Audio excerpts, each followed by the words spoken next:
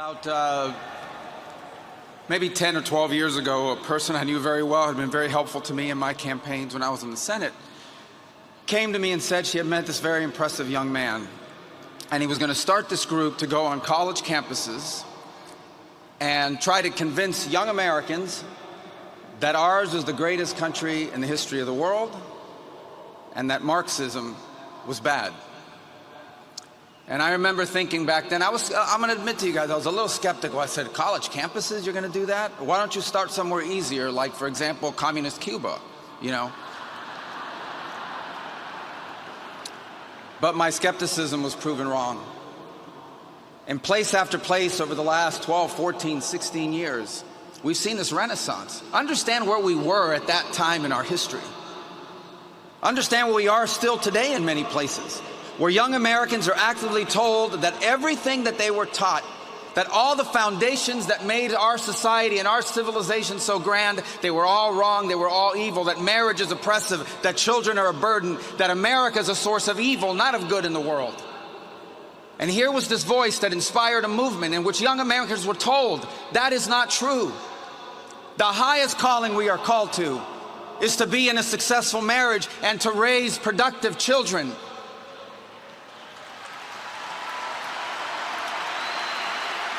And a movement that taught them that ours was not a great country, but the greatest, most exceptional nation that has ever existed in the history of all of mankind. And that it's worth fighting for, it's worth defending, it's worth preserving, and it's worth passing on to the next generation.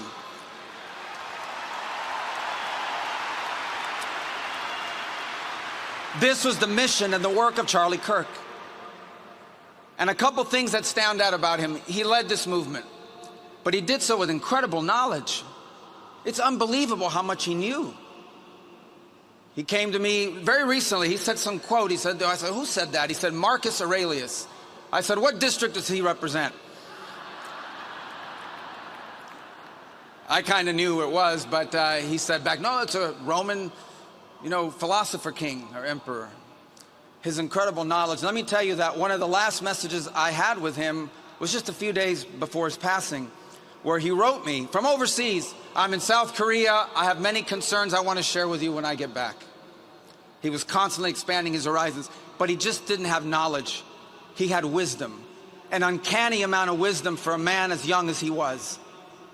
Wisdom that sometimes it takes a lifetime to accumulate. He had it in just 31 years. He was also bold. It is so easy, and listen, I've been guilty of it. I think many of us have been guilty of this. You hide behind the walls and you surround yourself with people that agree with you.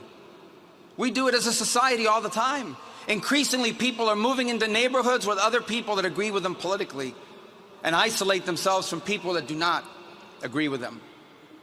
But Charlie Kirk was bold. He actively sought out to engage peacefully, respectfully, those who he disagreed with. As recently as 2 days ago, we learned of one of the hosts on CNN who said that one of the messages he had gotten just a few days before Charlie's passing was from him, inviting him to dialogue. And he did this on campuses, he did this on podcasts, he did this on radio shows, he did this on television shows. Time and again, he sought to engage those he disagreed with because he understood that we were not created to isolate ourselves from one another, but to engage. The irony in all this is that what our nation needs, one of the many things it needs, is the ability to discuss our differences openly, honestly, peacefully, respectfully. And Charlie Kirk did that more than anyone alive in America today is doing.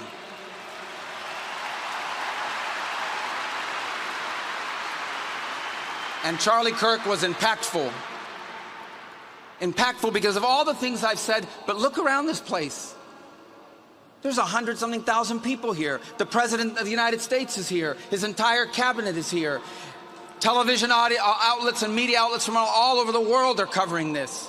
I just came from overseas, and every country I stopped, they gave us their condolences for his passing. Impactful. In just 31 years of life, he made a difference.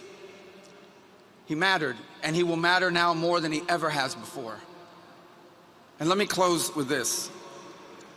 How do you remember? This is a memorial service. It's to honor him. How do you best remember it? I'll take the liberty of saying what I think we can best do. Look, I think he had a tremendous impact on young Americans in general. I think he had a very special and direct impact on young men in this country. That's one of the greatest developments I've seen. It's been very positive. I think we remember him for that.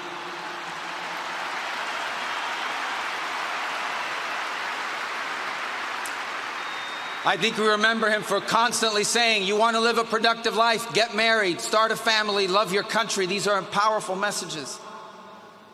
But I hope many who are watching, I imagine there are people watching here tonight that didn't know much about Charlie Kirk until 11 days ago. Maybe they were disengaged from politics. Maybe they were partially engaged. I hope one of the things they take from this is that the movement Charlie Kirk led and started and gave fuel to was about politics, but not only about politics. It was deeper. It was broader. And I would say that, taking the liberty, but I'm confident he would agree, one of the things he wants us to take away from this, from all of this, is the following. His deep belief that we were all created, every single one of us, before the beginning of time, by the hands of the God of the universe, an all-powerful God, who loved us and created us for the purpose of living with him in eternity. But then sin entered the world and separated us from our Creator. And so God took on the form of a man and came down and lived among us. And he suffered like men. And he died like a man. But on the third day, he rose unlike any mortal man.